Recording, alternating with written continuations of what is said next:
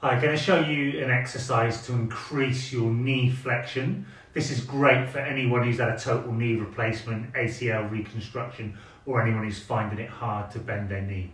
What you're going to do is you need a doorway. You're going to lie down on your back. You're going to place your knee up like this. And then all you're going to do is slowly slide the leg down and up. Letting gravity do the work, trying to increase the flexion down through here, through the scar, and back up like that. We can also add a little bit of what's called reciprocal inhibition. So as I pull down, I can pull my heel down, tension up my quadriceps, and that will then start to relax these muscles at the front and back up like that. Pull it down, squeeze for a few seconds, let it go back up. This is a very active way to help improve